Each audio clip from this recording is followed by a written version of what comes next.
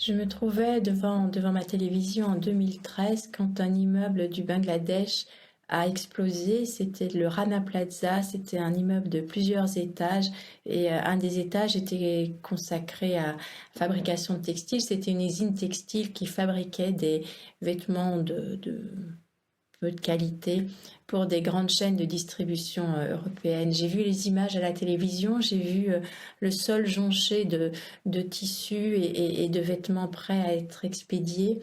Et ce paysage-là m'a aussitôt renvoyé au paysage de mon enfance parce que je viens d'une famille de commerçants, de boutiquiers, de prêt-à-porter pour femmes. Donc, et ces images-là ont directement fait écho aux images que j'avais vues durant mon enfance, mon adolescence et ma vie adulte. Ça m'a amené à me retourner sur mon histoire, donc l'histoire d'une famille juive polonaise du Shtetl, qui a émigré en Belgique dans les années 20 et qui a continué à faire en Belgique ce qu'elle faisait déjà au Shtetl, c'est-à-dire la confection, la fabrication de vêtements et sa vente.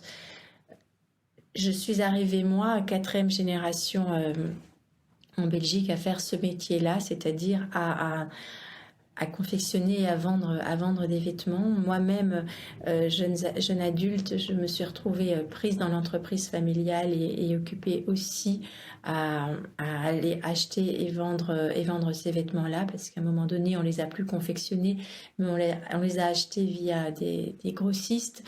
Et j'ai eu la sensation d'être la dépositaire d'un monde disparu. C'est celui-là dont j'ai eu envie de rendre compte. C'est-à-dire la sensation à la fois d'être dépositaire de l'héritage de ces juifs d'Europe de l'Est qui se sont installés en Belgique, qui ont eu à surmonter l'exil, la guerre, et ensuite à s'intégrer professionnellement dans un nouveau milieu, une nouvelle langue, une nouvelle culture.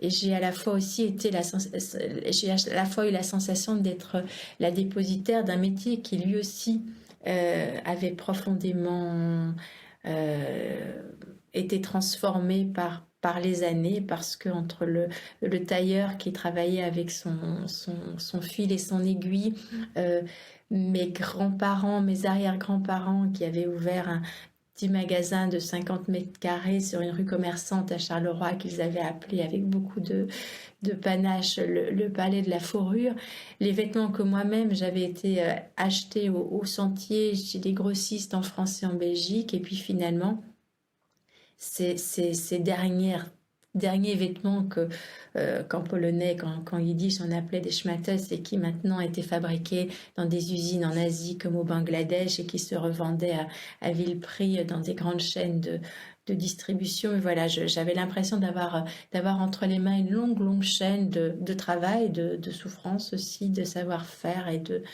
transformation profonde d'un monde et d'un milieu.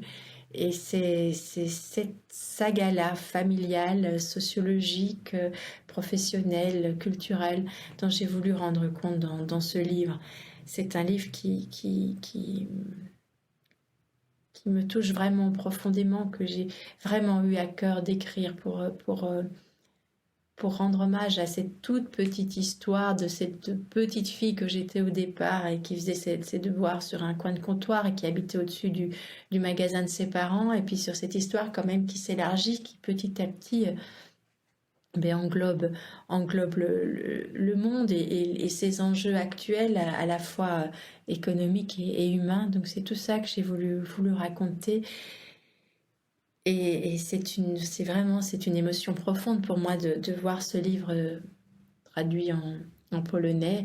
Mais d'abord parce que voilà, mon nom l'indique, j'ai des liens directs avec ce pays, et que jusqu'ici, la seule chose que je pouvais dire en polonais, que je pouvais comprendre du polonais, ben, c'était la signification de mon nom, Skowronek, une alouette en français.